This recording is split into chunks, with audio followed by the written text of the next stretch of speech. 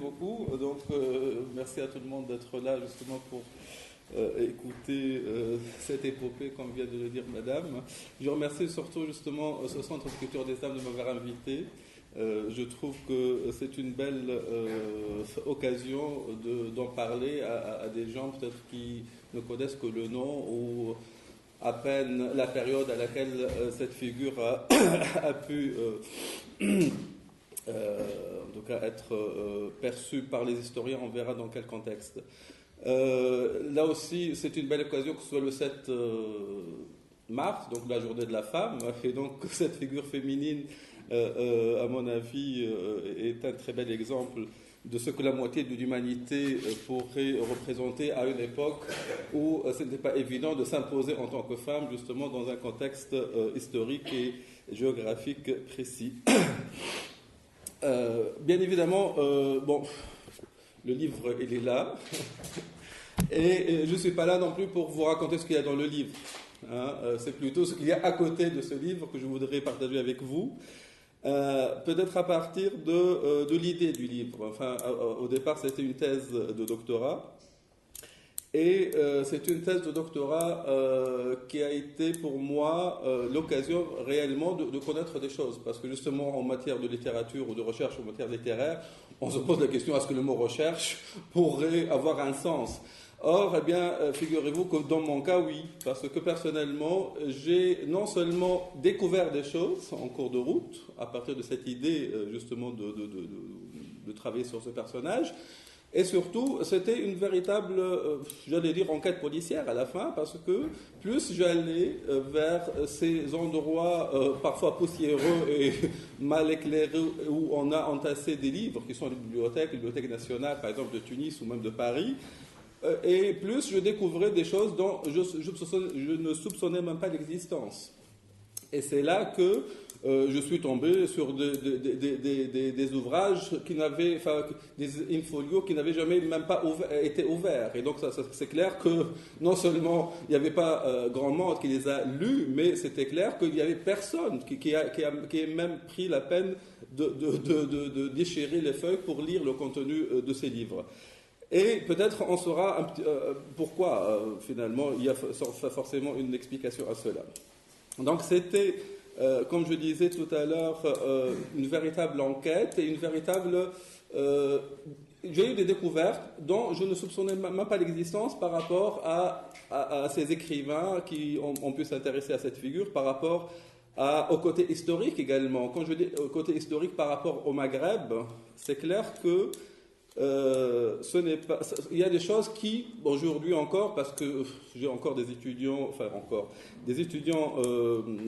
en troisième année de licence, par exemple, et ça m'arrive, je ne sais pas, de leur poser des questions sur la chronologie historique, pour savoir comment ils se situent eux-mêmes par rapport à notre temps, je dirais, depuis l'Antiquité jusqu'à aujourd'hui. Et je suis très souvent, pour ne pas dire presque exclusif, enfin toujours, surpris de voir que tout ce qui relève du passé, c'est souvent flou. C'est-à-dire, bon, l'Empire romain, on sait grosso modo que c'est autour de l'année 0 de notre ère, justement. Par rapport au Moyen-Âge, là encore, c'est très flou, parce que du point de vue maghrébin, tunisien du moins, on ne sait pas trop comment situer ce Moyen-Âge. Et bon, les livres sont là, ou alors même les cours d'histoire sont là parfois pour, je dirais même, rendre encore plus flou les choses. Parce que c'est vrai que quand on voit comment, personnellement j'ai appris l'histoire, eh ben, c'est une succession de dates, de noms, qu'on devait apprendre par cœur, mais j'avoue que personnellement j'ai appris, enfin j'ai su ou j'ai compris ce que c'était le Moyen-Âge quand j'ai fait mes études. Enfin, je suis venu en France pour faire mes études. C'est là que j'ai vu des cathédrales, j'ai su ce que c'était le gothique, j'ai su ce que c'était le roman. Et alors que je me demande encore une fois si même, bon, maintenant avec Internet, bien évidemment, les choses sont peut-être plus simples, mais personnellement, il y avait, jusqu'à l'âge de 19 ans, j'avais beaucoup d'interrogations dans ma tête, hein, déjà, où j'en étais personnellement par rapport à ça, où on en était tous, Tunisiens, Maghrébins, par rapport à notre histoire. Et bien évidemment, je parle des gens d'aujourd'hui, hein, alors que quand on regarde encore une fois en arrière, et quand on regarde la manière dont notre histoire maghrébine a été perçue, écrite, réécrite à travers les âges, et bien évidemment, il y a beaucoup d'interrogations qui demeurent. C'est-à-dire que les historiens de la période coloniale posent toujours la question, mais finalement, qu'est-ce qui s'est passé depuis, en gros, la chute de l'Empire romain jusqu'au 7e siècle au Maghreb? Eh bien, figurez-vous que les historiens eux-mêmes parlent du trou noir ou même de la bouteille à encre. Bien évidemment, les gens n'ont pas cessé de vivre sur cette terre du Maghreb. La preuve, je suis là aujourd'hui, c'est qu'on a pu survivre. Et que cette bouteille à encre, bien évidemment, eh bien, on n'a rien. Quand je dis rien, il n'y a rien qui prouve, en tout cas qui parle de ce qui s'est passé pendant ces quelques siècles. Et entre autres, on se pose la question toujours aujourd'hui, mais qu'est-ce qui a fait que où sont passés les descendants des Romains, par exemple, hein, pour prendre cet exemple, qui m'interpelle personnellement, parce que je suis très, amateur de visites de sites archéologiques, et j'avoue, il n'y a pas longtemps, je suis tombé, c'est grâce à un ami archéologue belge, on est tombé sur une colonne qui était là, qui était à moitié travaillée. C'est-à-dire qu'elle était à moitié colonne et à moitié encore de la pierre brute. Et il me disait, mais tu vois, là, je ne sais pas, qu'est-ce qui a dû se passer pour que le bonhomme qui était en train de sculpter cette colonne n'est pas revenu le lendemain pour la finir. Et on a quand même l'impression, quand on n'a pas vraiment de contact, je dirais, scientifique avec cette discipline historique, c'est de se dire, mais finalement, d'où on est venu, comment, maintenant on s'appelle Algérien, Marocain, Tunisien, Libyen, Mauritanien, peut-être si on élargit le spectre de ce qu'on appelle aujourd'hui le Maghreb, et qu'est-ce qui a fait que certaines civilisations, entre guillemets, est-ce qu'elles ont vraiment disparu d'un coup? Bien évidemment, certains historiens avancent la thèse du saturnisme, c'est-à-dire que cette maladie qui vient du plomb, et on se dit, certains disent que justement, à cause de ce saturnisme, certaines villes antiques ont pu être vidées de leurs habitants d'un coup. Hein, mais on sait très bien aujourd'hui aussi que cette thèse ne tient pas debout, puisqu'apparemment, le calcaire qui se forme dans les conduits de plomb, finalement, permettait de protéger l'eau, et donc finalement, cette thèse du saturnisme ne tient pas debout.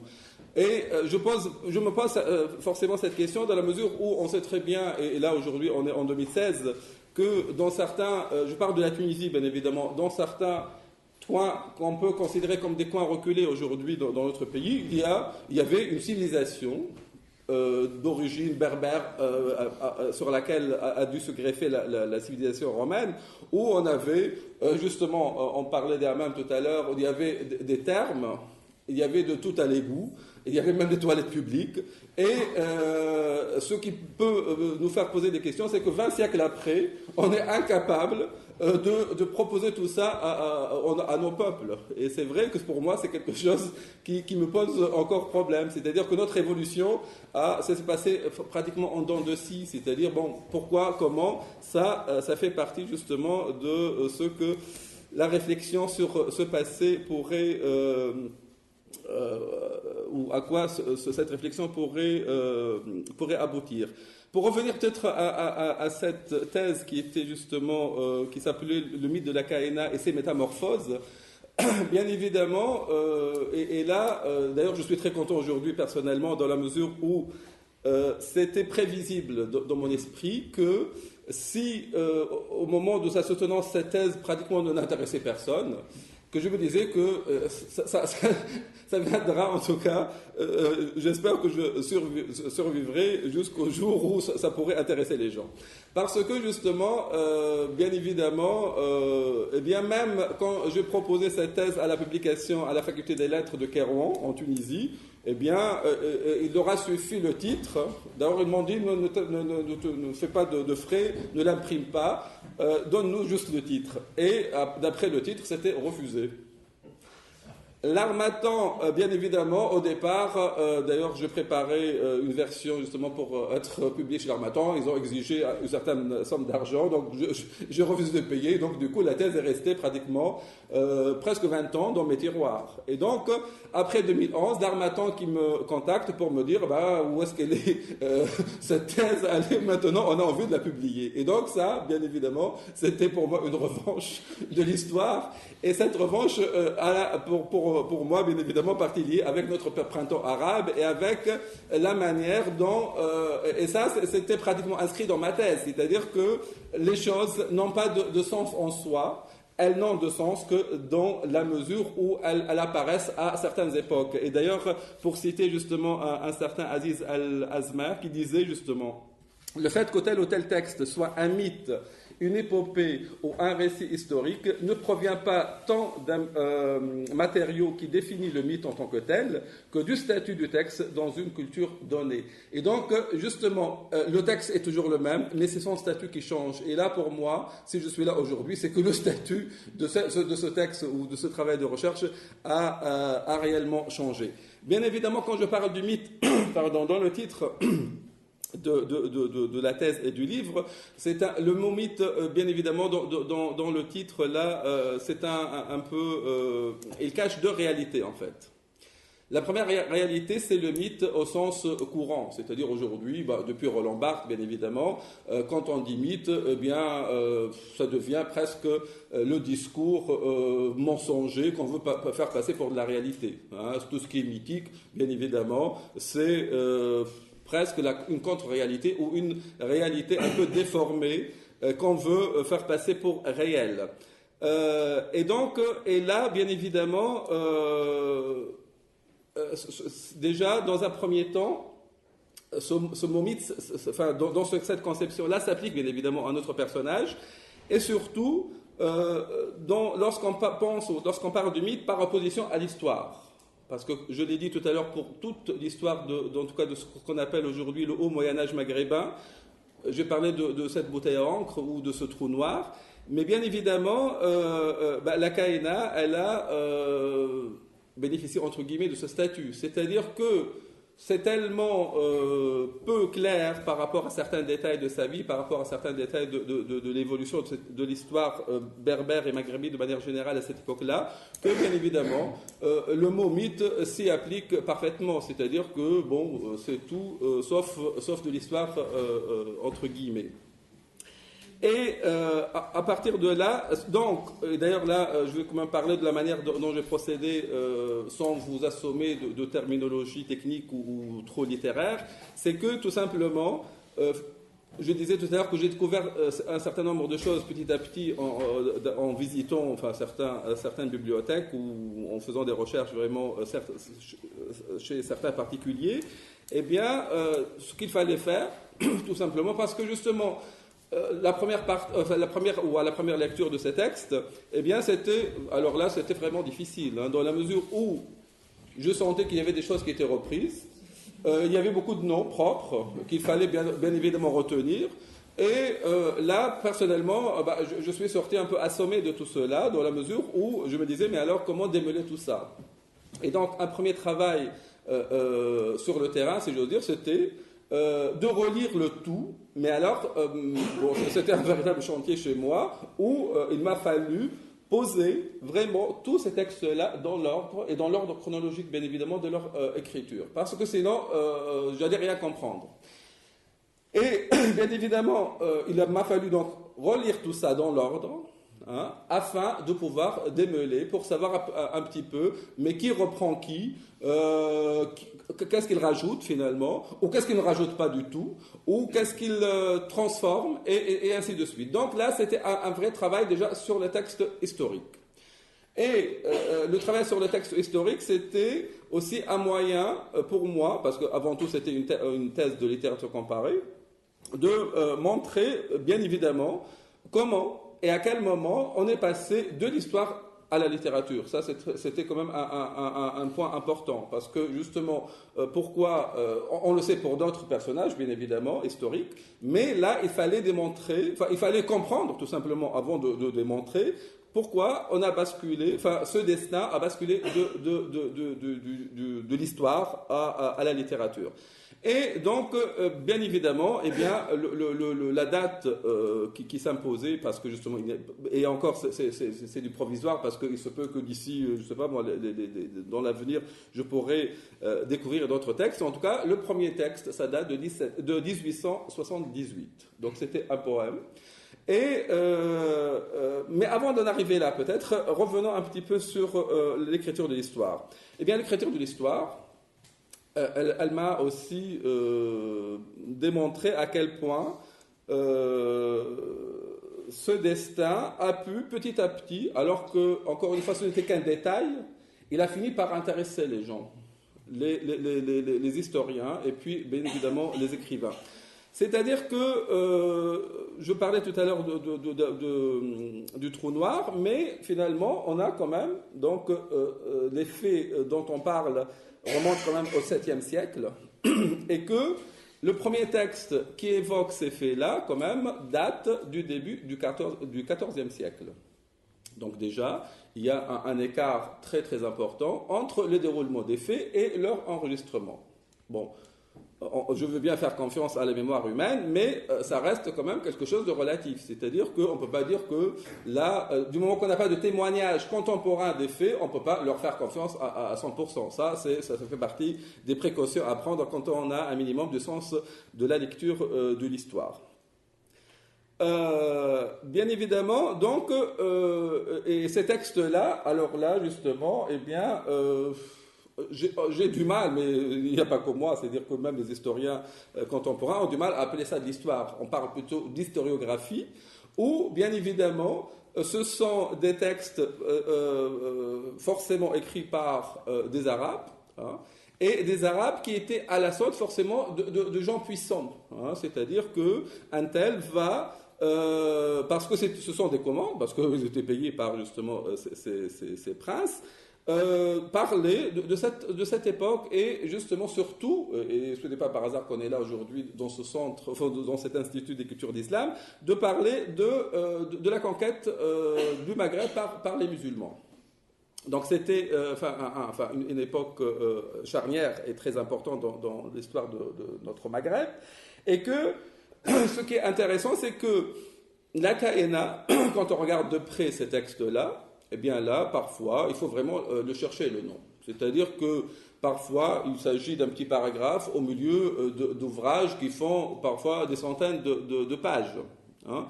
Et c'est un détail dans la mesure où, bien évidemment, quand on parle de l'historiographie arabe, c'est forcément les conquérants. Et que c'est quand même, il parlait de l'ennemi. Et donc, bien évidemment, on ne pouvait pas s'attendre à quelque chose d'élogieux dans ce discours-là. C'est-à-dire que forcément, eh bien, c'était une femme qui a tenu tête, bien évidemment, à des grands chefs militaires arabes, et que on parle surtout, d'ailleurs, de la manière dont elle a été tuée. Donc là, c'est quand même quelque chose qui pouvait se comprendre dans le contexte de l'écriture de cette histoire de la conquête musulmane, bien évidemment. Donc, et donc, il y a plein de textes comme ça, alors là, mais encore une fois, il y a comme une dimension très littéraire dans cette écriture de l'histoire, entre guillemets, arabe, c'est-à-dire que, bien évidemment, sans parler, d'ailleurs, bon, ça c'est clair que quand j'ai pu moi-même traduire certains textes, c'était très difficile parce qu'il y a quand même une part de poésie même dans ces textes-là, c'est-à-dire que c'est déjà très littéraire comme écriture. Et surtout, c'était, alors là, presque, il y a de la pensée mythologique, c'est-à-dire que, oui, mais alors, c'était des milliers de soldats, c'était, oui, mais alors, c'était tellement, il y avait tellement de monde que, enfin, Dieu seul pourrait nous dire à quoi ça ressemble. Donc, il y avait beaucoup de choses approximatives, bien évidemment, dans ce qui est censé être de l'histoire.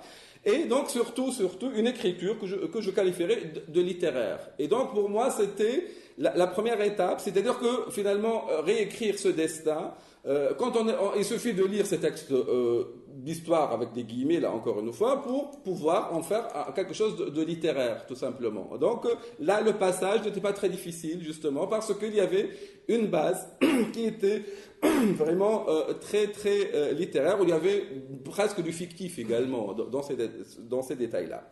Donc il y avait quand même certains noms dont je vous passe un peu la liste, et il y a quand même le nom d'Ibn Khaldoun. Là, Ibn Khaldoun, bien évidemment, c'est, qu'on ne veuille pas, le père de l'histoire moderne. C'est-à-dire, c'est avec Ibn Khaldoun, même pour les sciences humaines et la science historique, réellement, qui est née réellement justement au XIXe siècle, on reconnaît l'importance d'Ibn Khaldoun parce que justement, c'est quelqu'un qui s'est débarrassé un petit peu de cette manière d'écrire l'histoire à l'ancienne, et c'est celui qui va s'intéresser justement aux critères scientifiques d'écriture de l'histoire. Et donc, Ibn Khaldoun, c'est l'autorité suprême en matière historique et en matière de cette période de l'histoire du Maghreb. Sauf que, et ça peut-être je devrais le dire plus tard, c'est qu'on a dit plein de choses en se référant à Ibn Khaldoun, alors que personnellement je suis persuadé que la plupart des gens n'ont jamais lu Ibn Khaldoun. Et donc ça relève un peu du mythe, c'est-à-dire que, ah oui, mais c'était forcément comme ça, puisque Ibn Khaldoun l'a dit. Alors que finalement, Ibn Khaldoun, je peux vous assurer qu'il n'a pas dit grand-chose. Hein. Et pourtant, c'est quand même la référence suprême. Alors, il suffit de dire que c'est Ibn Khaldoun qui l'a dit pour que ça passe et que ce soit très convaincant. Donc là, c'est quand même très important de souligner ce détail. Donc Ibn Khaldoun a dit un certain nombre de choses. Et ce qui parfois, d'ailleurs, ça me fait presque rire à chaque fois, c'est qu'on a échafaudé réellement des théories. Hein. De la fin du 19e siècle, en passant par le début du 20e, et qu'on attend pratiquement les années 80 pour dire, mais finalement, tous ces gens qui ont écrit sur ce qu'Ibn Khaldoun a dû écrire, mais Ibn Khaldoun n'a pas dit tout ça. Et d'ailleurs, parfois, il y a un nom, c'est la même personne qui, dans les années 50, 60, a écrit un certain nombre de choses, qui se reprend dans les années 80 pour dire, mais finalement, qu'est-ce que tous ces gens-là racontent, mais Ibn Khaldoun n'a absolument rien dit, tout ça. Bon, bref, je reviendrai tout à l'heure. Donc là, c'était quand même un élément important pour moi pour ce qui est comment dire, ce qui peut paraître un détail, mais pour moi c'était important de ce côté littéraire finalement dans l'écriture de l'histoire, et que justement, ce qui est intéressant, c'est que déjà dans l'écriture historique, il y avait un style, il y avait quelque chose qui relevait de l'histoire. Donc maintenant, et c'était ça justement qui était réellement ma thèse, c'était que les faits sont les faits. Sauf que ces faits-là, mais tout ça, bien évidemment, ça relève de la sociologie, de la littérature, où je n'ai rien inventé réellement. Mais c'était important de voir que ce schéma qui était là correspond tout à fait à mon propos. C'est-à-dire que là, pratiquement, donc, on peut se rendre compte d'une chose, c'est que il y a en gros donc cette période, de l'écriture des Arabes finalement de cette période-là. Ensuite, il va y avoir l'écriture des Français. Et par la suite, après donc la décolonisation, il va y avoir un autre discours post-colonial qui va forcément s'attaquer à cette écriture coloniale, aux colonialistes d'après certains, de l'histoire du Maghreb. Et bien évidemment, ça c'était très important parce que par rapport à cette évolution de l'écriture historique, on va avoir également une évolution importante dans la manière dont les écrivains vont s'emparer de ce destin finalement. Et donc là, il y a réellement des coupures qui correspondent aux grandes coupures de l'histoire du Maghreb. Donc en gros, la fin du 19e, début 20e par rapport à cette écriture historique. Et on va se rendre compte du point de vue de la fiction ou de l'écriture littéraire qu'il va y avoir, bien évidemment, plusieurs œuvres. La plupart du temps, c'était des œuvres théâtrales. Et qu'il va y avoir une concentration, finalement, à la fin des années 1950. Et quand on regarde de près, bien évidemment, ça correspond aux indépendants, ça correspond à la décolonisation. Et là, on se rend compte que du point de vue des écrivains français, eh bien, il va y avoir une concentration d'œuvres dont la qualité littéraire, d'ailleurs, est à discuter, est à revoir, mais ce qui est important, c'est que ces œuvres existent. Maintenant, revenons peut-être j'ai oublié un détail par rapport à ces textes. Parce que là, je vais beaucoup parler comment dire, des écrivains, enfin des auteurs ou des historiens arabes, mais je crois avoir dit que à partir du 19e, donc, il va y avoir une littérature entre guillemets historique française. Et cette écriture de l'histoire du Maghreb par les Français, eh bien, ça, c'était la logique finalement de la France qui s'installait au Maghreb, et donc où on a commencé par produire ce qu'on appelle d'ailleurs de la littérature technique. C'est-à-dire que, bien évidemment, on va étudier le relief, la géographie, et entre autres, on va étudier l'histoire d'un peu de près. Et là, bien évidemment, il va y avoir comment on appelle ça, des historiens français qui vont, d'ailleurs, ce n'est pas compliqué à comprendre, ils étaient payés par le ministère de la Guerre de l'époque. C'est-à-dire qu'ils avaient un travail politique, idéologique à faire, et ça, pour ça, ils l'ont très bien fait. Et bien évidemment, ce qui peut poser des questions, justement, c'est que, comme je l'ai dit tout à l'heure, finalement, c'était un détail, quand on prend l'historiographie arabe, un petit détail dans un océan d'éléments qui n'avaient en gros rien à voir, et que ce qui pourrait être évident par rapport à cette politique coloniale ou colonialiste de la France, c'est que eh bien, on va opérer un véritable zoom. C'est-à-dire que, alors que, encore une fois, quand on regarde les textes arabes, il n'y avait aucun texte qui portait le nom ou le titre de Kaïna. Ce nom n'apparaissait nulle part, en tout cas en tant que titre. Alors qu'avec certains historiens français, eh bien, il va y avoir des articles qui vont porter, enfin là, on va voir justement le nom apparaître pour la première fois. Et il y a surtout un texte, que je dis bien un texte parce que c'est très important, c'est une brochure, hein, c'est-à-dire c'est quand même, comment dire, sous forme de petits livrets, et c'est une brochure justement, alors là, anonyme, qui ne porte pas de date et qui ne porte pas d'éditeur. Et jusqu'à aujourd'hui, bien évidemment, il va falloir mener une enquête pour savoir qui a écrit cette brochure, qui s'appelle justement... alors, je sais que je trouve le titre. Hein.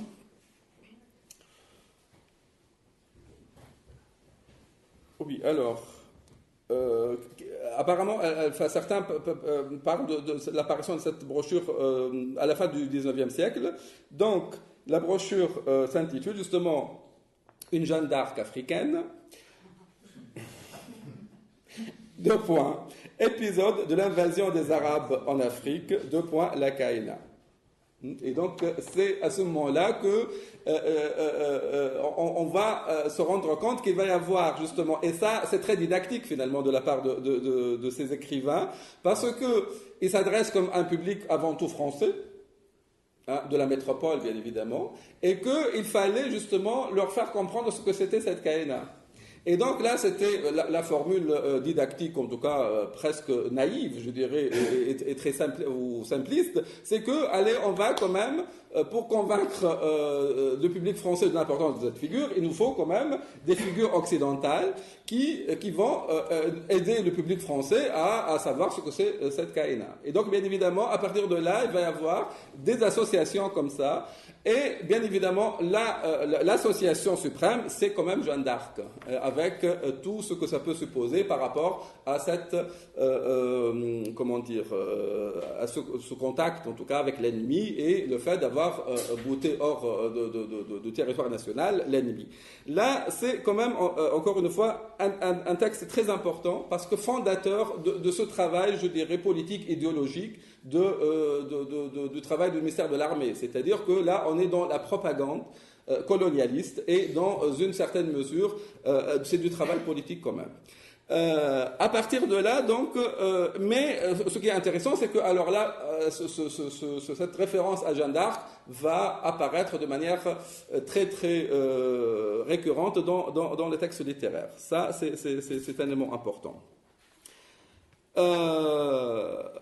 Donc, bien évidemment, d'ailleurs, cette période sur le plan littéraire qui commence avec 1878 et qui finit en gros en 1959, j'ai intitulé d'ailleurs même dans le livre cette période la Jeanne d'Arc africaine, parce que finalement, on va voir là, du point de vue de l'écriture littéraire, des associations quand même qui n'ont, à mon sens, qu'une explication idéologique. C'est-à-dire qu'il n'a pas suffi justement à ces écrivains de faire le rapport avec cette figure, bien évidemment, de Jeanne d'Arc, mais on va avoir un certain nombre de motifs qui sont gratuits, je dirais.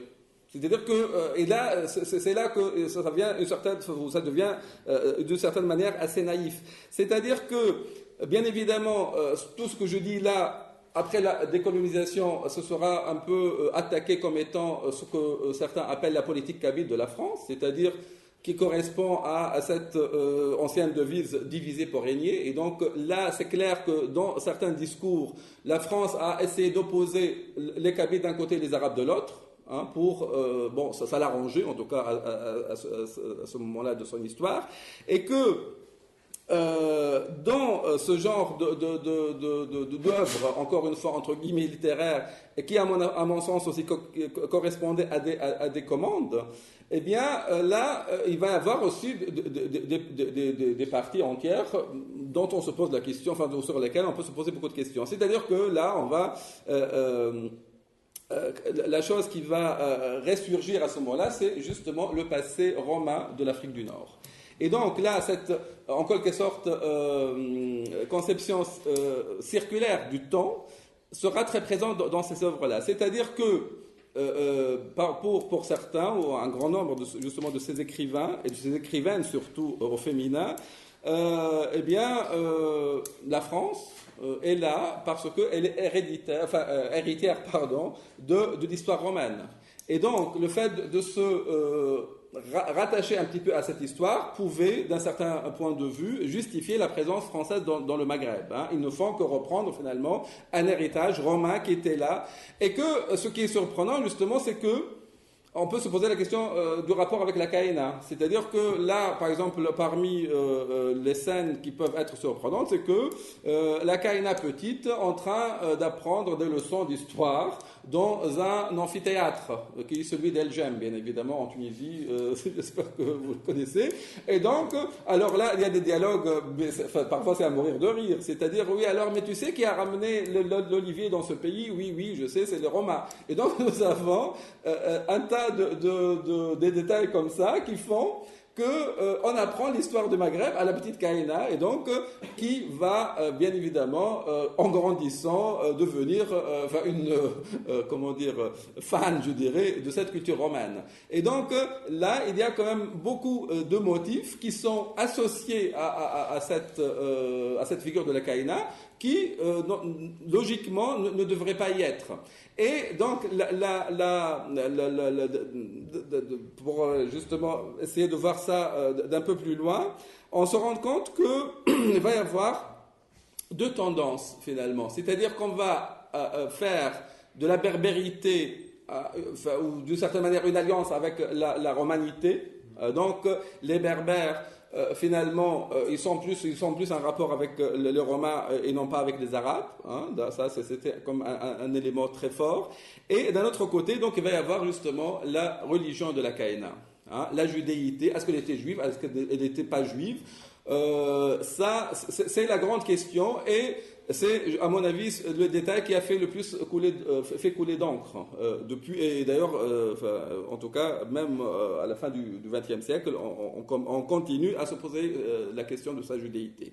Donc, bien évidemment, et sur le plan finalement purement littéraire, même si vous ne savez peut-être pas que maintenant, quand on parle de littérature maghrébine d'expression française, en fait, donc il y a eu une thèse d'État d'un certain Guy Dugas qui parle de littérature judéo-maghrébine d'expression française et qui l'oppose finalement à la littérature maghrébine d'expression française. Donc du coup, quand on regarde justement l'histoire de la communauté juive, enfin de la communauté des juifs maghrébins, on se rend compte que, historiquement parlant, à un moment donné, donc avant la décolonisation, tout simplement, c'était des citoyens français.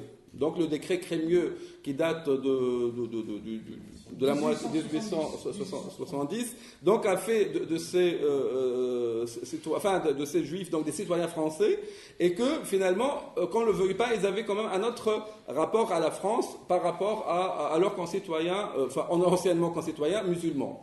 Donc du coup, bien évidemment, lorsque on regarde en tout cas ce qui se passe du point de vue historique et du point de vue littéraire par rapport à ces écrivains-là, eh bien on se rend compte que jusqu'aux années 60, on va dire, il n'y a aucune différence entre un écrivain ou un historien juif du Maghreb par rapport à l'idéologie régnante qui est l'idéologie française. Donc bien évidemment, il regarde les choses ou il voit les choses de la même manière.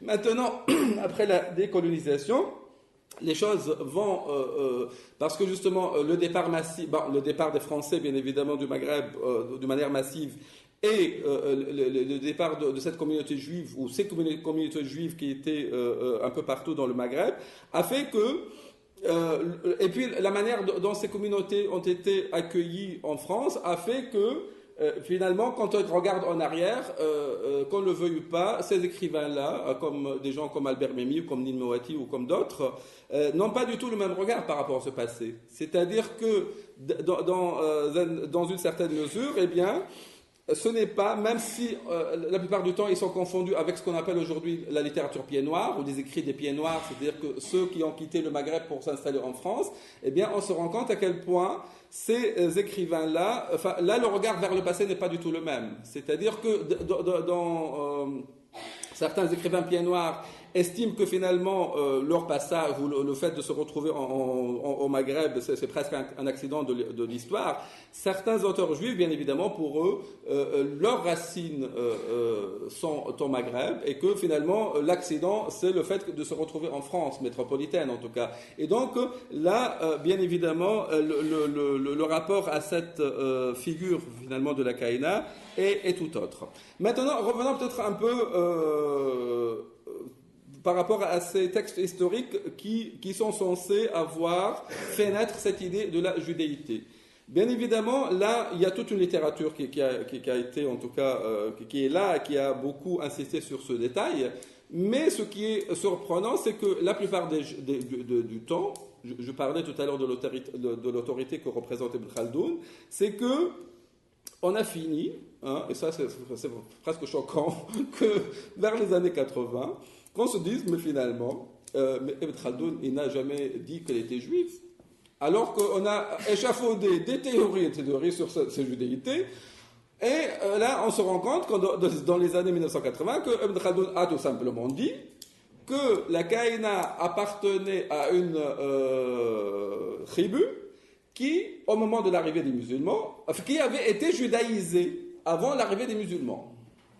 Donc, bien évidemment, on n'a pas besoin d'être grand historien ni grand sémantilogue pour se rendre compte que, bon, là, ça peut être interprété de diverses manières. C'est-à-dire qu'il avait été judaïsé. D'ailleurs, certains se sont empressés de dire, mais finalement, si elle avait été judaïsée, c'est qu'au moment de l'arrivée des Arabes, elle pourrait être devenue chrétienne, tout simplement. Certains même parlent de paganisme, puisque certains historiens arabes disent que pendant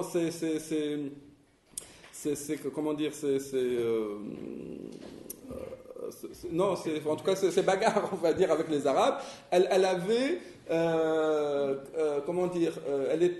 elle suivait un chevalier, un cavalier qui avait une statue. Donc, mais certains disent que elle pourrait être chrétienne et que c'était un saint, justement, le saint protecteur de la tribu.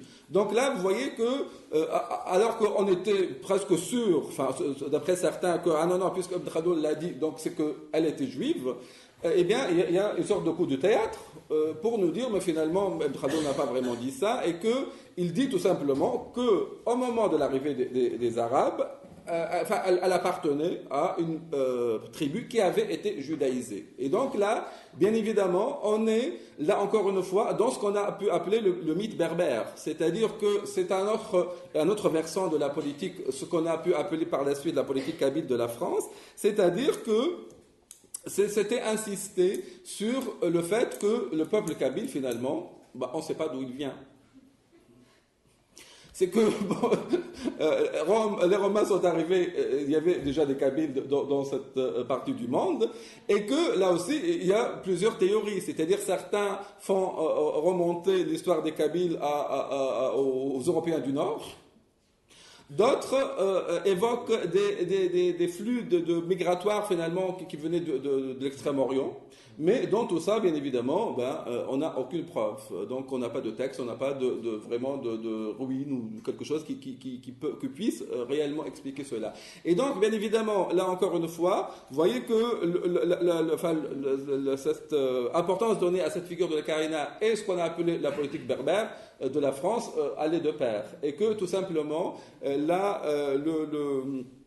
l'amalgame ou ce côté idéologique est très sensible dans les écrits jusqu'au début des années 60, parce que je crois que la guerre d'Algérie, c'était l'événement qui a fait que la France ne s'intéressait plus à ce genre de discours, et que là, par contre, à partir des choses ne se sont pas passées très vite, mais on va dire à partir des années 70-80, justement, il va y avoir une, entre guillemets, nationalisation de l'histoire du Maghreb. C'est-à-dire que certains chercheurs en matière d'histoire au niveau du Maghreb vont essayer, entre guillemets, de décoloniser cette histoire, et avec des reprises ou avec des réinterprétations d'un certain texte d'historiens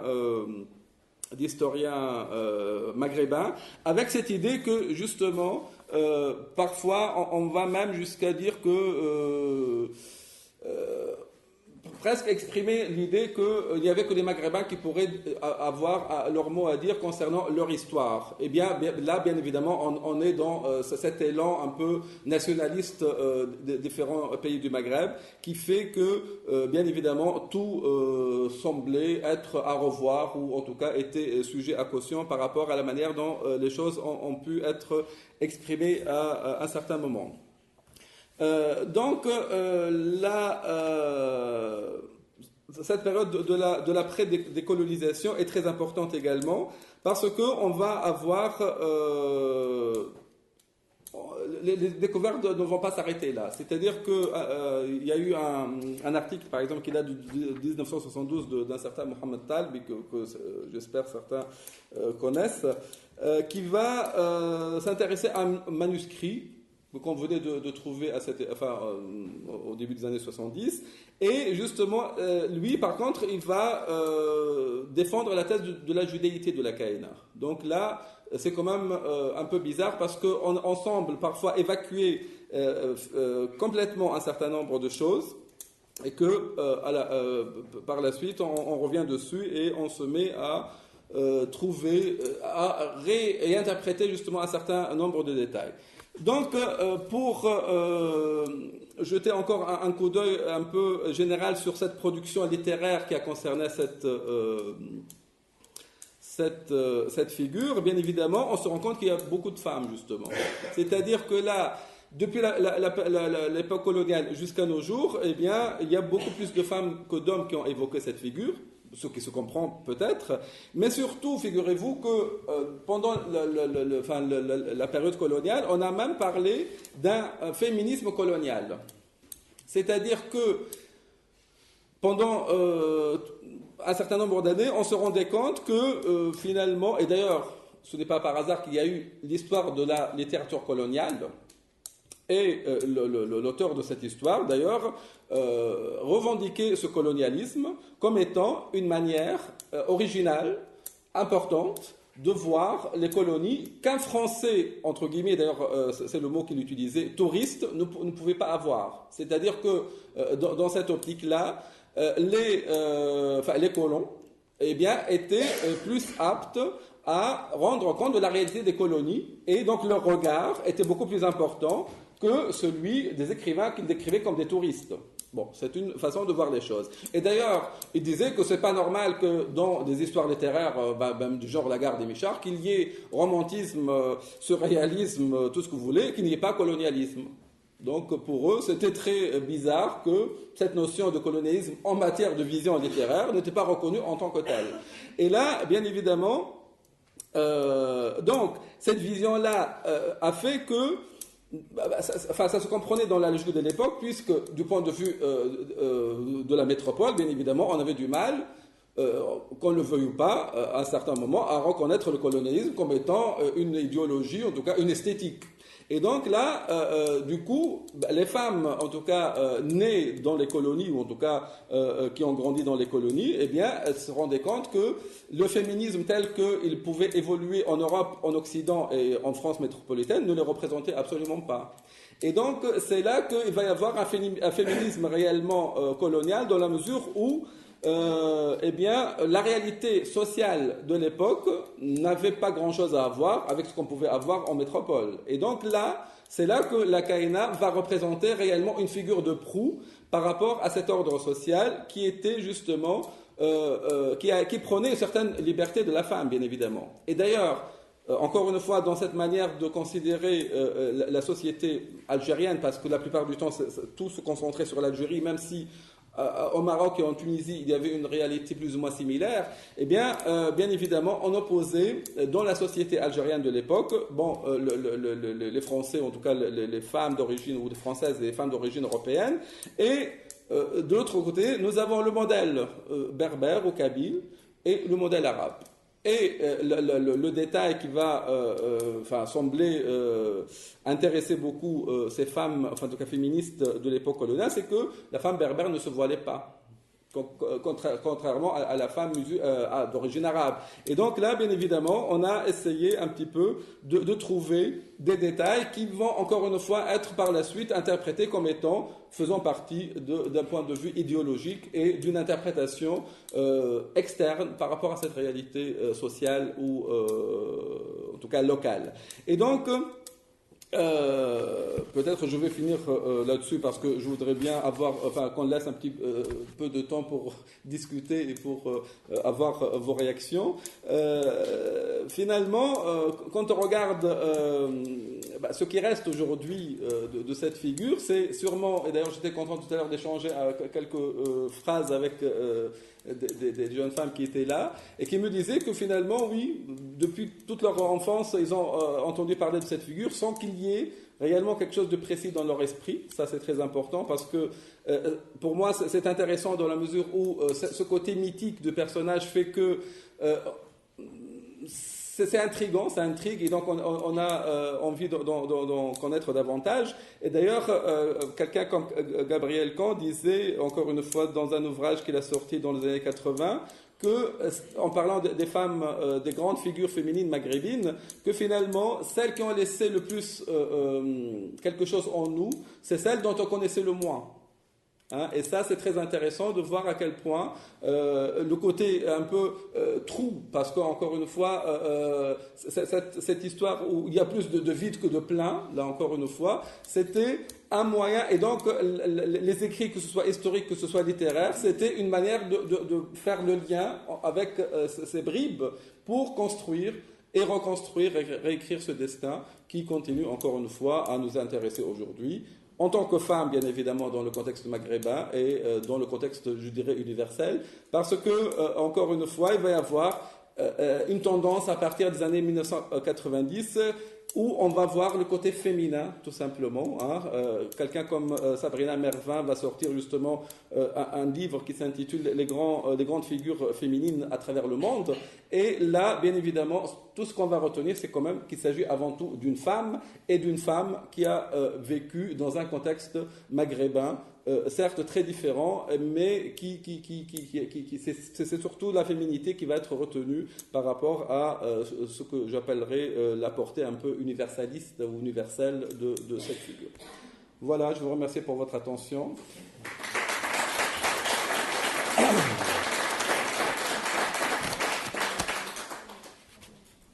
Et je reste à votre disposition, oui, pour répondre. Alors,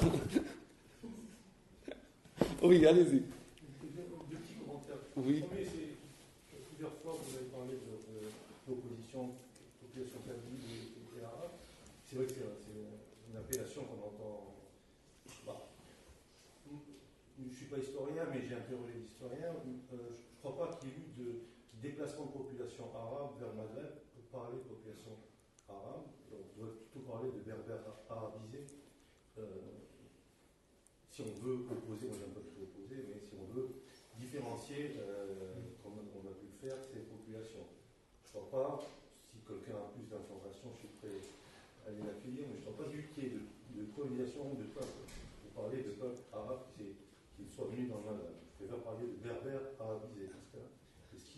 Oui, mais et donc justement, vous concevez comment le fait qu'une population berbère, qui parlait berbère, qui vivait, je sais pas, selon un point de vue berbère, sont devenus arabophones. Je parle de la langue. Non, là, ça a été du fait de l'invasion arabe, mais en tant que conquête, d'accord, et l'islamisation du Maghreb. Oui. Il n'y a pas eu de déplacement massif de population dans le Maghreb. Ça, c'était le premier point. Oui. Mais c'est un peu hors sujet par rapport. Non, mais vous êtes au contraire dans le vif du sujet. C'est-à-dire qu'aujourd'hui, oui. Je ne sais pas s'il y a des gens peut-être qui font pas. C'est-à-dire, quand on parle de la population algérienne, je sais que ce problème a été, je dirais, effacé, par exemple, de la société tunisienne. Parce qu'avec Bourguiba, on avait une seule patrie, un seul président, une seule religion, une seule langue. D'accord ? Ça ne veut pas dire, justement, et là, il y a quand même une volonté politique qui a fait que, je peux vous dire, moi, jusqu'à l'âge de 19 ans, c'est-à-dire l'âge où j'ai eu mon bac, je suis venu étudier en France, je savais même pas qu'on avait des gens d'origine berbère qui parlaient berbère en Tunisie. D'accord ? Donc, c'est quelque chose dont on ne voulait pas entendre parler. Maintenant, quand vous parlez de l'Algérie, bien évidemment, même aujourd'hui, il y a des gens dans la salle qui vont dire « moi, je suis arabe ». D'autres vont vous dire « moi, je suis berbère » ou kabyle. D'accord ? Donc, c'est une réalité sociologique, linguistique également.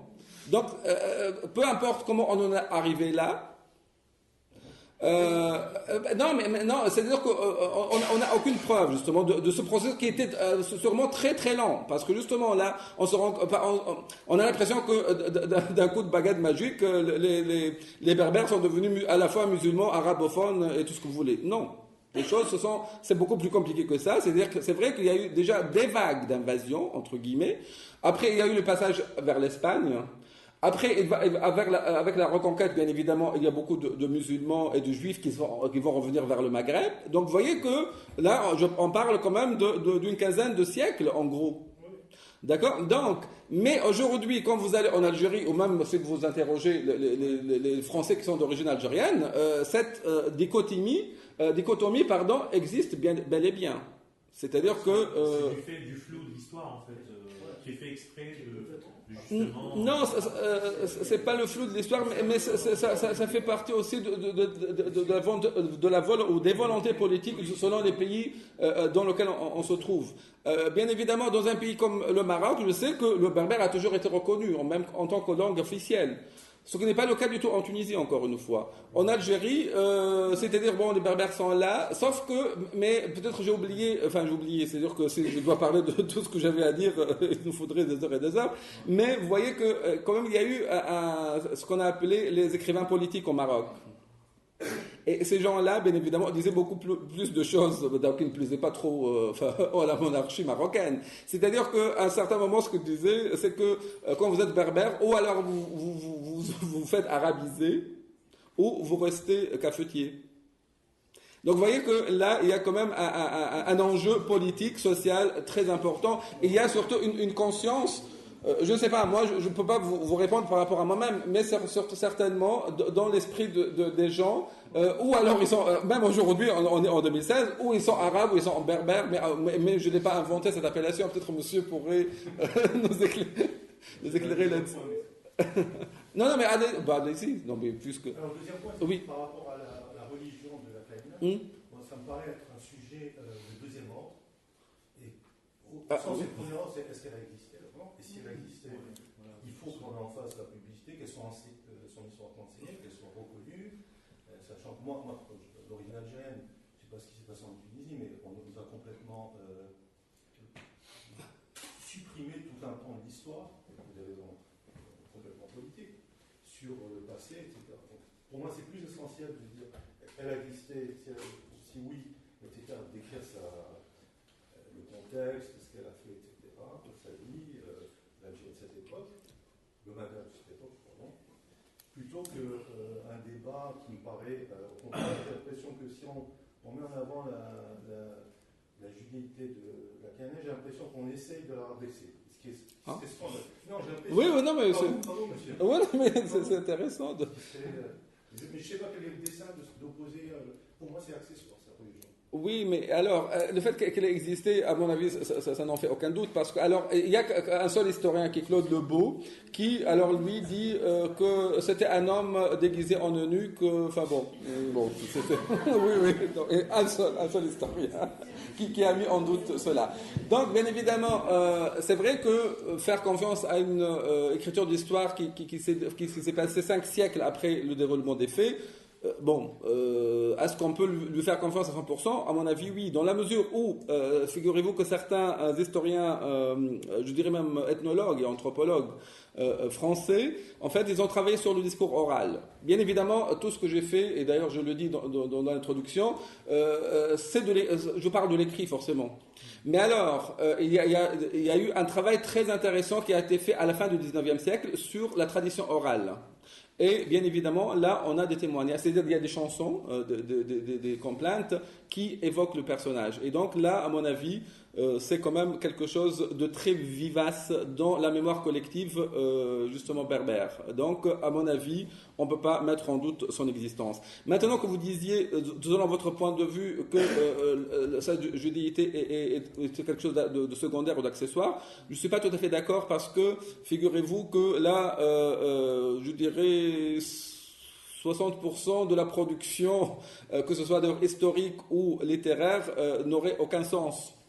Parce que parce que quand on regarde de près, figurez-vous que il n'y a pas, je parlais de la production féminine par exemple, il n'y a pas vraiment une écrivaine femme musulmane qui ait vraiment utilisé la Kaina comme un symbole du féminisme par exemple.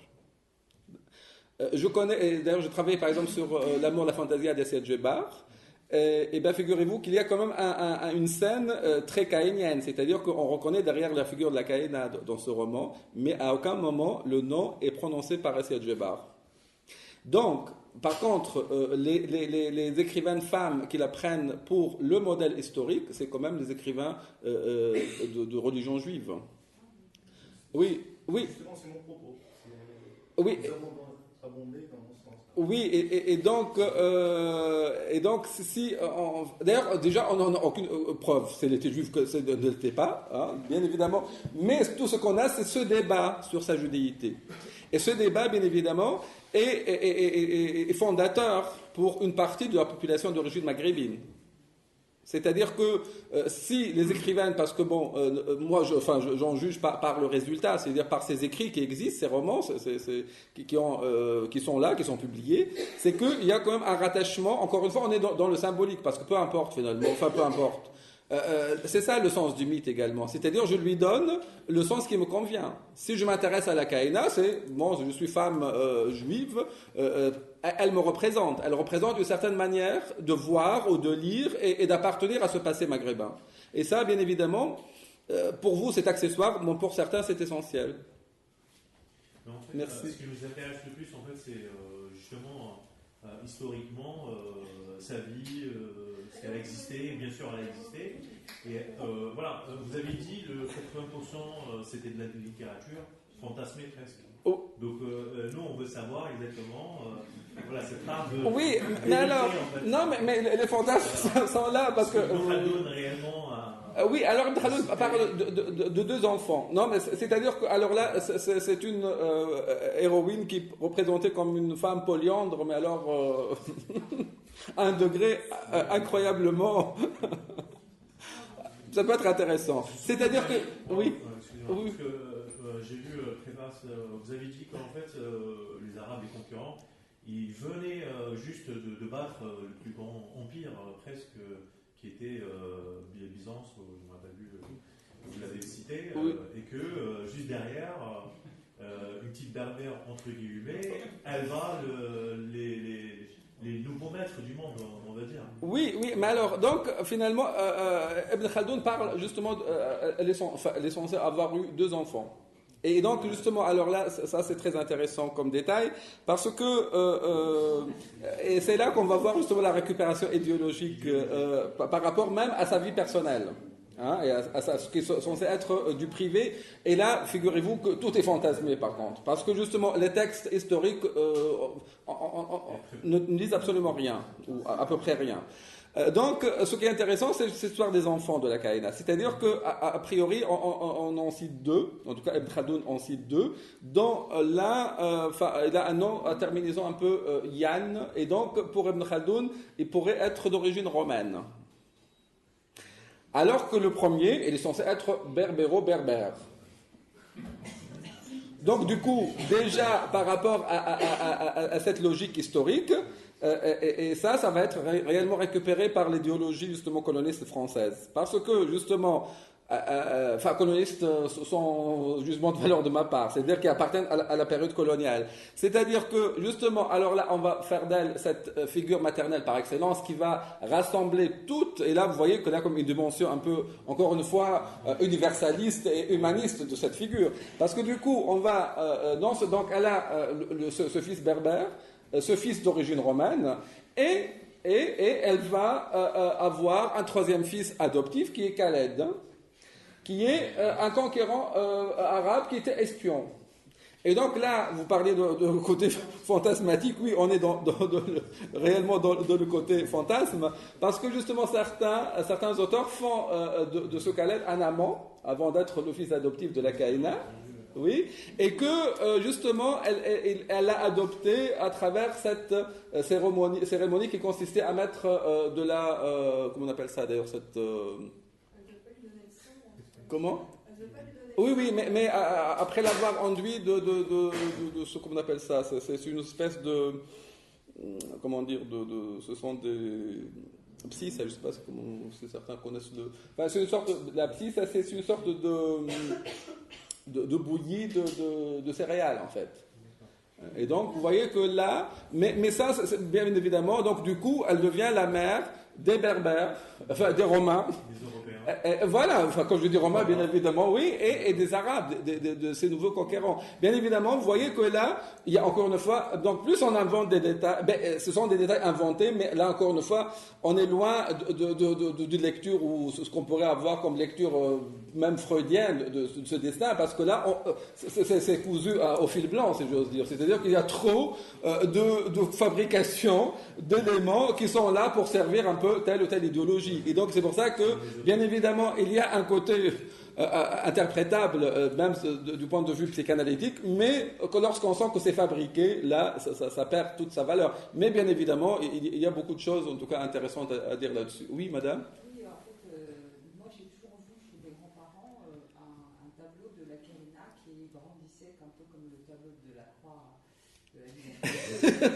Intéressant, en fait, au-delà qu'elle existe pas, finalement, en tout cas dans la petite histoire des montagnes, c'est les valeurs qu'elle portait et qu'elle porte, c'est-à-dire l'indépendance et de ne jamais se courber devant l'ennemi quel qu'il soit. Et c'est intéressant en fait de voir cette femme libre dans la vieille maison des grands-parents et qui est mon grand-père m'a raconté l'histoire des Kaïna comme pour lui elle avait existé et Non, mais d'ailleurs, à la limite, pour moi, la question est secondaire. C'est-à-dire, c'est la vérité du mythe. Même si c'est un mensonge, c'est-à-dire, est-ce que, je sais pas, c'est-à-dire que du moment qu'on y croit, elle est là.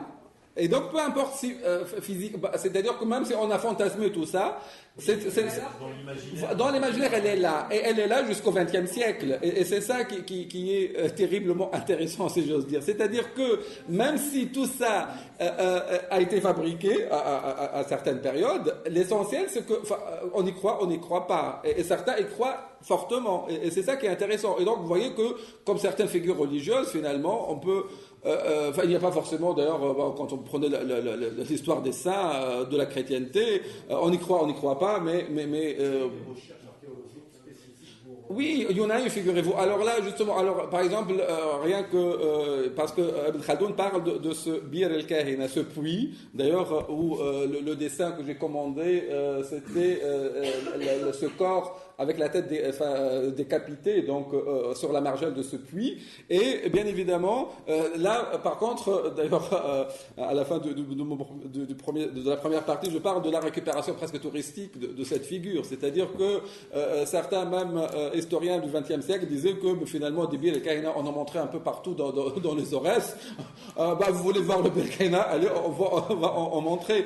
Et bien évidemment, cette récupération touristique va jusqu'à avoir une marque de vin rosé en Tunisie qui porte le nom de la Kahina. Donc vous voyez que là, vous voulez du tourisme, là aussi, vous êtes servi et ça fonctionne à merveille puisqu'il y a des produits touristiques dérivés, encore une fois, de cette figure de la Kahina. Monsieur là-bas, il va m'en vouloir si je ne lui donne pas la parole tout de suite, oui. Ah non, vous voyez alors. Alors, on voudrait savoir où elle a vécu exactement, voilà, parce que c'est pas précis. Non. Là, je vais juste donner la parole quand même. Il a déjà oublié sa question, donc. Déjà, je voulais vous remercier parce que, en fait, on entend rarement une espèce de flow comme ça, l'histoire du Maghreb avec les différentes périodes et les différentes lectures. C'est rare de voir que finalement. Il faut remercier les responsables de l'ICI. C'est rare d'entendre en peu de temps une présentation de l'histoire du Maghreb où on voit que finalement elle a été faite. C'est une science, hein, mais qu'on a un peu manipulée dans tous les sens. Et les dessins politiques, et que ces dessins politiques expliquent aussi certaines incohérences ou des incompréhensions qu'on peut avoir. Bref. Et du coup, ma première question est autour de ça. Vous avez parlé d'historien du Maghreb, d'expression française, mais j'ai pas compris la période. Non, écrivain. Là, je parle des écrivains. Oui, alors, justement, là aussi, du point de vue purement littéraire, on a beaucoup glosé sur comment appeler ces écrivains qui sont maghrébins, berbères, arabes. Vous avez dit beaucoup de choses et vous ne donnez pas de nom. Oui, parce que j'ai pas voulu trop entrer dans le détail. Voilà, il faut lire le livre, non, mais surtout lire les œuvres dont je parle, parce que justement c'est ça l'intérêt. C'est que bien évidemment, jusqu'à la fin des années 60, là du point de vue, bien évidemment, il y avait des écrivains français, des colonies. Et ces écrivains, bien évidemment, on avait du mal, encore une fois, à les considérer comme des écrivains français.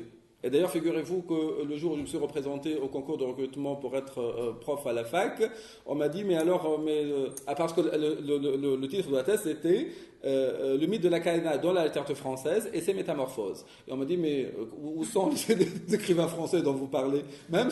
Ah oui, non, mais c'était ça la question. Alors que, je parle quand même de Pierre Benoît, même si c'est un écrivain mineur, mais qui évoque justement, il y a un passage très intéressant dans, comment il s'appelle l'Atlantide de Pierre Benoît, où on parle de la Kahina.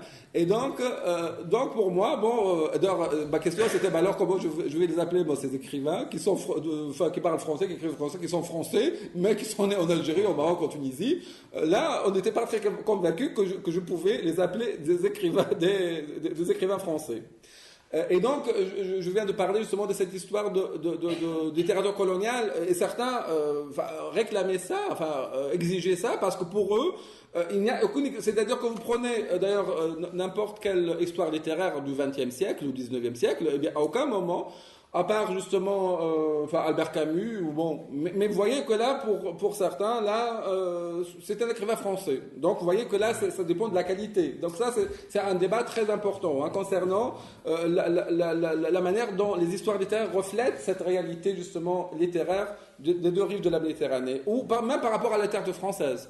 Qu'est-ce qu'un écrivain français Marguerite Yourcenar, elle est belge, et pourtant vous allez la rencontrer dans une histoire littéraire de la littérature française du XXe, d'accord? Donc, on les appelait l'écrivain pied noir, et certains prenaient ça même comme une insulte. Pied noir, c'est que, bon. Et donc, eux-mêmes... Alors, jusqu'aux années 50, donc, on parlait d'écrivains français des colonies, on va dire. Allez, quelque chose de politiquement correct. À partir des années... oui, et donc, finalement, dans ces écrivains, il y avait quand même des gens, enfin, des écrivains de religion juive, qui se considéraient eux-mêmes, d'ailleurs, quelqu'un comme Albert Bensoussan, même en écrivant après la décolonisation, se considère quand même comme français, alors qu'il est juif, né en Algérie. D'accord? Donc, vous voyez que là, c'est très compliqué, la manière dont la critique littéraire, on va dire, va décrire ou faire le lien entre certains groupes d'écrivains et la manière dont ils se considèrent eux-mêmes. Donc, après, bien évidemment, il y a cette appellation d'écrivain ou de littérature maghrébine d'expression française. Donc, c'était encore un fourre-tout. Et d'ailleurs, certains ont fini même parler de la littérature du soleil. Donc là, vous voyez que là, on est au Club Med. Donc là, on a les écrivains d'origine française, en tout cas européenne, nés au Maghreb, des écrivains maghrébins arabes, d'origine arabe, en tout cas, ou de culture arabe, des écrivains des berbères, mais qui écrivent en français. Donc après, dans les années 1990, un certain Guy Degas qui a écrit une thèse d'État qui s'appelle « La littérature judéo-maghrébine d'expression française ». Et là, vous voyez, c'est encore une autre révolution, parce que du coup, une partie des écrivains qu'on considérait comme coloniaux français étaient considérés maintenant, sont aujourd'hui considérés comme des écrivains judéo-maghrébins d'expression française. Et donc, la production littéraire qui a vu le jour après les années 60, eh bien, du coup, elle s'est scindée en deux.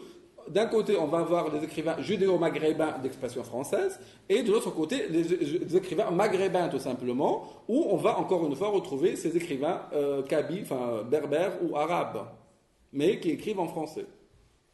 Oui, monsieur? J'aurais une question sur ce nom de la Kaina, parce que vous avez dit que les premiers écrits ne s'y réfèrent pas.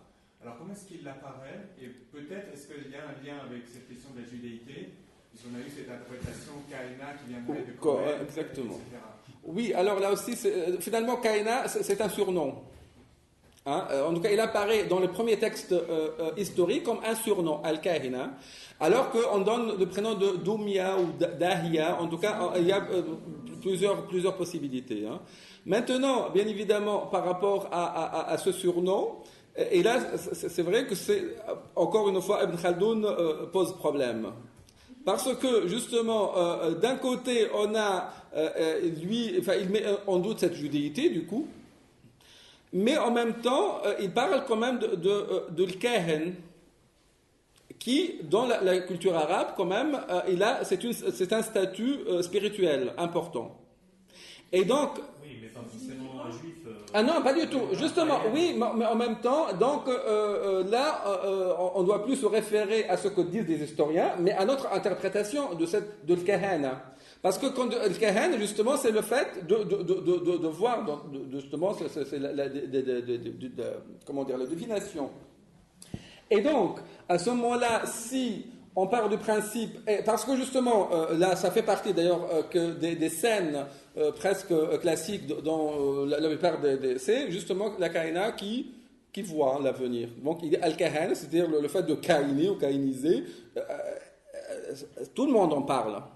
D'accord? Donc, bien évidemment, ce kahina, il peut être, ce qui est certain, d'après la plupart des textes, c'est qu'elle a pu prévoir l'avenir. C'est-à-dire qu'il y a cette dimension kahina arabe. Maintenant, ce qui est difficilement, ce qu'on ne retrouve pas forcément dans les textes, c'est que son rapport avec le Kohen juif. Et donc, vous voyez que, parce que c'est quand même la même racine sémitique, encore une fois, kahana, on retrouve les deux Hein, mais ça, vous voyez que c'est l'interprétation de chacun et c'est le côté mythique à ce moment-là qui permet à chacun de voir les choses depuis l'angle qui l'arrange, je dirais. Mais ce qui est certain, c'est que, et encore une fois, Ibn Khaldoun pose problème parce qu'en même temps, il refuse un petit peu cette origine juive de la Kahina, mais tout en insistant sur le côté Kahana, qui est une activité reconnue par Ibn Khaldoun.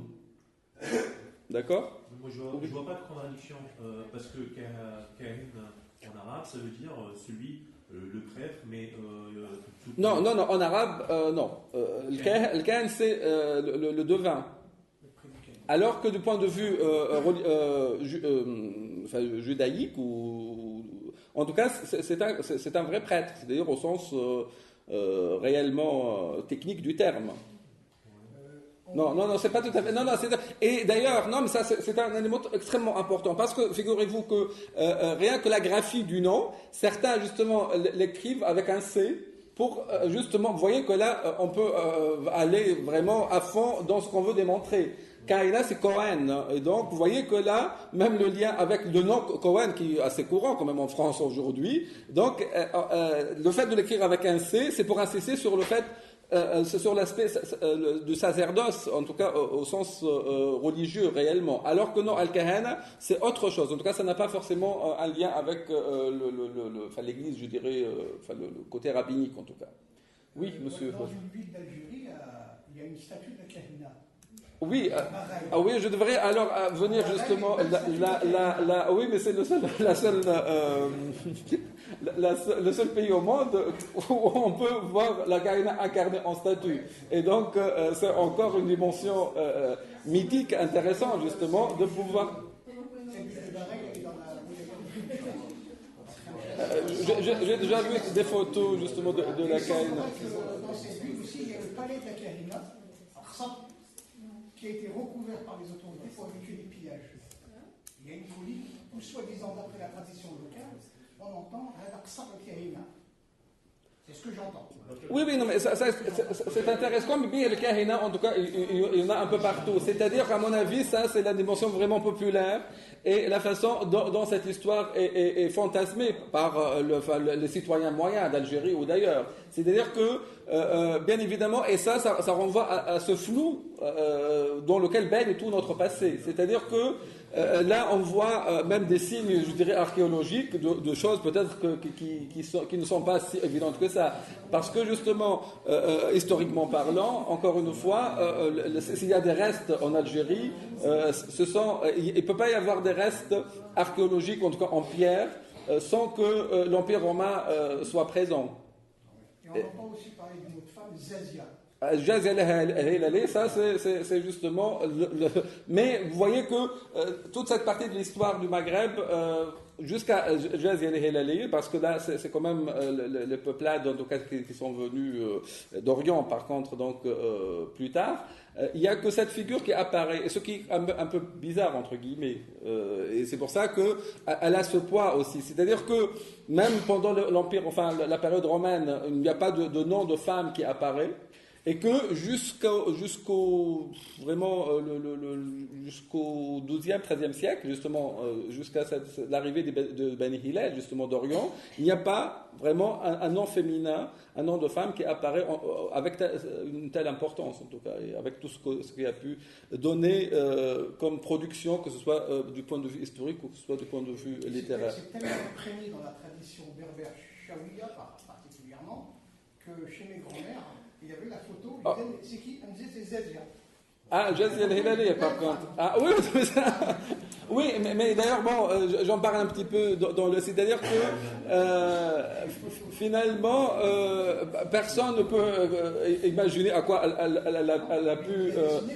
Oui, non, mais ça, bien évidemment, la plupart de ces héroïnes mythologiques, enfin la beauté, d'ailleurs, parce que je parle de mythe héroïque, c'est-à-dire que ça fait partie de ce côté inconscient de la représentation du héros ou de l'héroïne. Donc une héroïne, et d'ailleurs, il y a même Albert Memmi aussi, on parle d'ailleurs, mais en inversant, parce qu'il parle du Caïn, lui, dans le désert, par exemple, et il parle, enfin, il y a ce côté fauve, ce côté lion, finalement, que la Caïna, ou c'est l'aspect selon lequel la Caïna est représentée, c'est-à-dire elle a cette chevelure rousse, et bien évidemment, ça nous renvoie d'ailleurs un petit peu, dans certains textes, encore une fois, de la période coloniale, à ce mythe kabyle où on prétend, on pense que, certains en tout cas le pensent réellement, que le peuple kabyle vient d'Europe du Nord, et bien évidemment on retrouve des caractéristiques effectivement qui nous renvoient à la blondeur, aux cheveux roux des habitants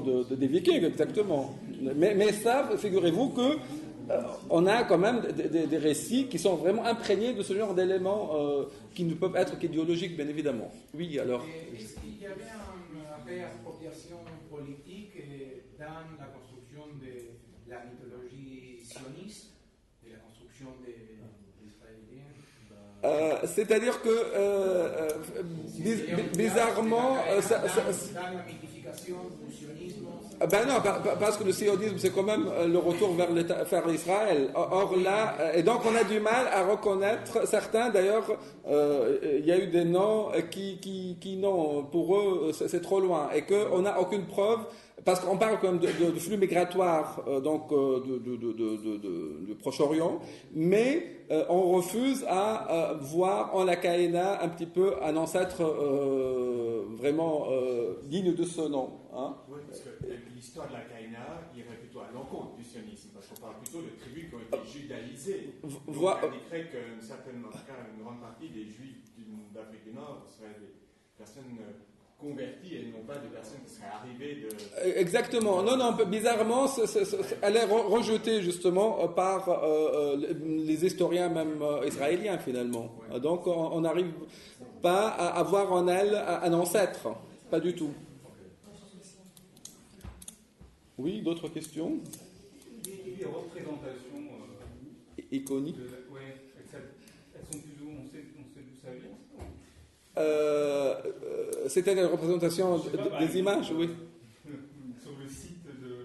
Ah oui, alors c'est un tableau, justement, je ne sais pas à qui il appartient, mais non, mais en fait, j'ai beaucoup travaillé sur les pages de couverture, et bien évidemment, c'est parfois même comique, hein, c'est-à-dire qu'on a c'est vraiment le dessin un peu naïf, hein, mais c'est vrai qu'il n'y a pas eu beaucoup de tableaux avec une reconnaissance, en tant que, voilà, c'est la Caïna. Et là, c'est un vide un peu bizarre, c'est-à-dire qu'il n'y a pas beaucoup de grands peintres, je dirais, que ce soit maghrébins ou autres, qui aient peint un tableau en disant voilà, c'est ma Caïna ou c'est ma version de ce que je pourrais savoir. Non, mais oui, bien sûr, mais parfois c'est très fantaisiste, c'est-à-dire que voilà, comme. Voilà, exactement, c'est-à-dire que quand je pense à Gisèle Halimi, son dernier roman, La Caïna, justement, bon, il y a un tableau, je ne sais plus de qui d'ailleurs, bon, et pour elle, à mon avis, c'est elle qui a choisi cette première de couverture, et pour elle, voilà, c'est ça, La Caïna. Et donc, bon, c'est un peu comme Jésus et cette réalité historique, c'est-à-dire que, encore une fois, on veut qu'elle soit belle, et là, bien évidemment, c'est par rapport à ce mythe héroïque, c'est-à-dire une héroïne ne peut pas être moche, ça fait partie de notre imaginaire à tous, et une héroïne est forcément belle, solaire. La plupart du temps, donc, elle est représentée comme étant rousse ou blonde en tout cas, mais pas, ce qui est certain, pas brune. Donc, très différente. Et vous voyez que là, comme on retrouve vraiment un travail ethnographique, en tout cas faussement ethnographique colonial. C'est-à-dire que là, la Caïna, et ça, vous voyez que dans certaines œuvres, ça transparaît de manière très claire. C'est-à-dire qu'on la décrit, elle, en tant que blonde, rousse, ce que vous voulez, et puis en face, vous avez l'arabe brun, voilà. Donc là, parfois, oui, mais non, mais c'est très clair, et c'est encore une fois d'une naïveté parfois désespérante, parce qu'on est vraiment dans ce cliché. Qu'est-ce que c'est qu'un berbère, qu'est-ce que c'est qu'un arabe, et on travaille avec ces ingrédients-là de manière tout à fait extraordinaire, tout à fait, parfois encore une fois, presque comique. Oui, madame? Est-ce que ça n'est qu'un cliché, ou c'est aussi l'expression d'un paganisme qui a favorisé justement Où est-ce que... La résurgence du paganisme, c'est l'Empire romain. Il y a aussi toujours cette figure féminine, qui n'est pas seulement l'expression de quelque chose de naïf et tout, mais qui est profondément aussi un reste de ce qu'a été le paganisme et la forme du féminin. Oui, mais l'éternel féminin, il a toujours eu différentes formes, mais c'est la conception du beau qui peut avoir changé. Mais, encore une fois, dans ce genre d'œuvre un peu naïvement idéologique, vous trouvez autant d'éléments qui insistent sur ce détail physique, c'est là que ça devient problématique. Je veux bien qu'elle soit brune, réellement blonde ou réellement rousse, là n'est pas le problème. C'est lorsqu'on insiste et qu'on le ressent en tant que lecteur que c'est orienté idéologiquement parlant, que ça devient gênant. Elle traduit aussi une résistance aux idéologies qui se sont baladées. Non, mais sa résistance est réelle, est physique, par contre. C'est-à-dire, et c'est pour ça que cette séquence, en tout cas de l'histoire du Maghreb, est très, et ce qui explique d'ailleurs le côté un peu barbare de la manière dont on veut qu'elle soit morte, c'est-à-dire la tête coupée et envoyée au calife. Sur la margelle de ce puits. Donc, bien évidemment, c'est un mythe de sabordage. Et là, Katib Yassine, par contre, dans ce texte qui a fini par paraître, finalement, parle justement d'elle comme cette femme sauvage qui a su défier une armée et qui a su défier ce qui est devenu une civilisation, quand même, par la suite. Et donc, c'est pour ça que l'enjeu de cette histoire et l'enjeu de celui qui a gagné, qui a perdu ou qui continue à se battre pour exister, parce qu'encore une fois, vous voyez qu'à un moment donné, on attaquait ces idées entre guillemets colonialistes parce que on sépare, on a fait de sorte qu'on oppose Arabes et Berbères, mais aujourd'hui, vous voyez qu'après la décolonisation, on parle quand même de droits des peuples ou de droits des minorités pour exister, de droits d'une politique linguistique beaucoup plus réelle et beaucoup plus qui correspondent plus à la réalité de nos sociétés. Et donc vous voyez que c'est ça qui fait que la réalité est toujours la même, mais la lecture de cette réalité et la manière dont le politique, encore une fois, peut intervenir pour interpréter cette réalité et en faire de la politique, encore une fois, qui correspondent à la réalité de ces frontières, encore une fois, linguistiques ou sociales et ethnographiques ou ethnologiques au premier sens du terme. Est-ce que la recherche historique continue ? Est-ce qu'il y a des... Oui, mais à mon avis, l'espoir qu'on trouve un manuscrit qui ne décrive réellement à quoi elle ressemblait quand même, à mon avis. Oui, c'est-à-dire que ce qui continue, c'est l'interprétation de ces textes-là et l'interprétation des interprétations. Mais bon, à mon avis, ça n'a pas beaucoup de sens. Et encore une fois, à mon avis, ce qui est écrit est déjà là, mais l'espoir qu'on découvre, encore que, vous voyez que l'espoir reste toujours permis, qu'on tombe sur des plaques, en tout cas écrites en langue amazigh, peut-être, qui nous donneraient plus de détails sur son existence historique. Ça, les archéologues continuent à chercher, et il y a sûrement l'espoir pour qu'on tombe sur ce genre de documents. Après tout, pourquoi pas? La dernière question, parce qu'on me dit que... Oui. Est-ce que c'est ce que sont devenus ces enfants, justement? Oui, alors là aussi...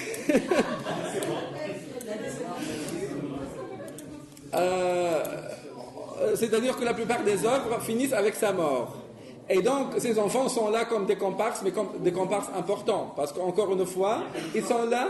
Il n'y a pas une histoire comme quoi ces enfants, elle leur a dit de rejoindre les concurrents arabes? Exactement. Dans certaines versions, justement, et c'est pour ça qu'on est dans cette mythologie qui va expliquer même notre Maghreb actuel et contemporain. Parce que justement, certains, et là c'est purement par contre fictionnel, c'est-à-dire que là ce n'est mentionné par aucun historien. Que justement dans certaines versions, bien évidemment au moment où, en sachant qu'elle était perdue, qu'elle devait être, qu'elle a perdu la bataille, elle demande justement à ses enfants, et là c'est surtout les œuvres qui font intervenir ce Khaled comme troisième fils arabe de la Kaïna, ce fils adoptif, et elle leur demande justement de rejoindre le camp ennemi. Mais après avoir quand même pratiqué la tactique de la guerre de la terre brûlée, c'est-à-dire qu'elle brûle tout, et ceux qui survivent finalement ce sont les hommes. Ben voilà, donc sur ce... Merci.